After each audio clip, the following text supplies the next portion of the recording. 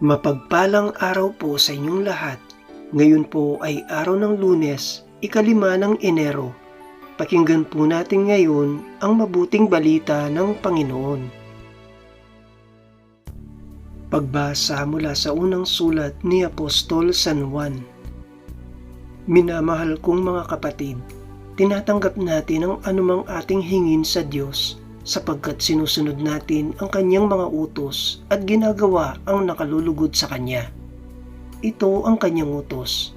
Manalig tayo sa kanyang anak na si Jesucristo at mag-ibigan gaya ng iniutos ni Kristo sa atin.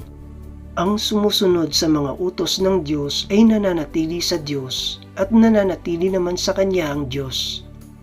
At sa pamamagitan ng Espiritong ipinagkaloob niya sa atin, ay nalalaman nating nananatili siya sa atin. Mga minamahal, huwag ninyong paniwalaan agad ang bawat nagsasabing sumasa kanila ang Espiritu.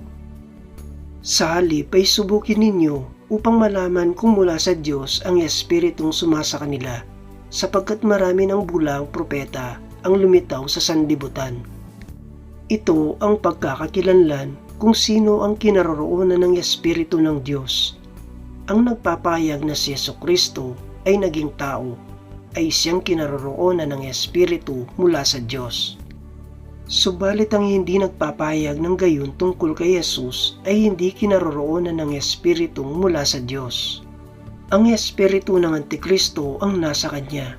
Nasabi na sa inyong ito'y darating at ngayon ngay nasa sanlibutan na. Mga anak, kayo'y sa Diyos at pinagtagumpayan ninyo ang mga bulang propeta, sapagkat ang Espiritong nasa inyo ay makapangyarihan kaysa Espiritong nasa mga makasanlibutan. Sila'y sa sanlibutan, kaya't mula sa sanlibutan ang itinuturo nila, at nakikinig sa kanila ang sanlibutan, ngunit tayo'y sa Diyos.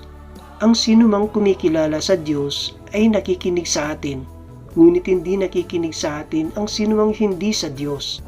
Sa ganito nga natin nakikilala ang Espiritu ng katotohanan at ang Espiritu ng kamalian. Ang salita ng Diyos. Salamat sa Diyos.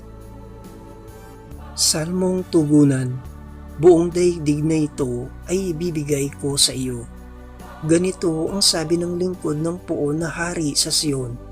Aking ihayag ang ipinag-utos nitong Panginoon. Ikaw ang anak kong pinakamamahal, at magmula ngayon, ako namang ito ang giliw mong ama sa habang panahon.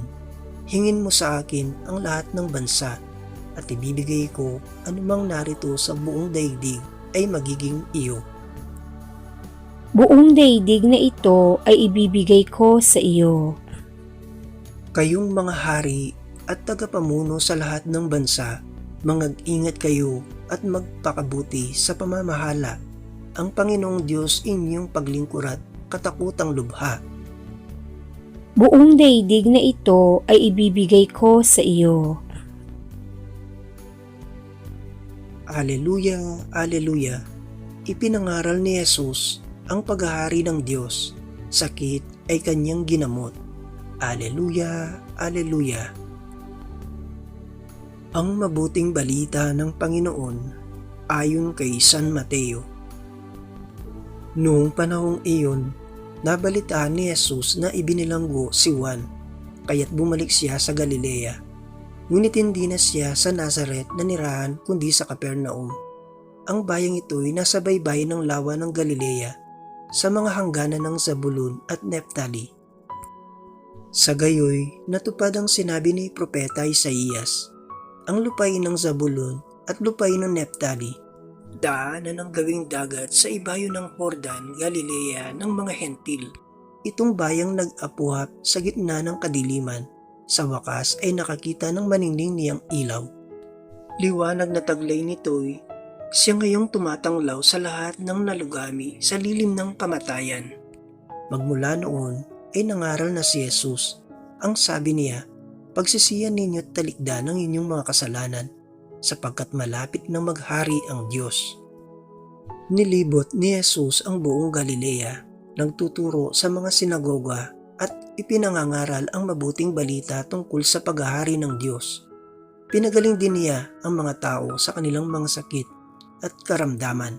Siya'y nabanto sa buong Syria, kaya't dinala sa kanya ang lahat ng may sakit at mga pinahihirapan ng iba't ibang karamdaman, mga inaalian ng mga demonyo, mga himatayin, mga paralitiko.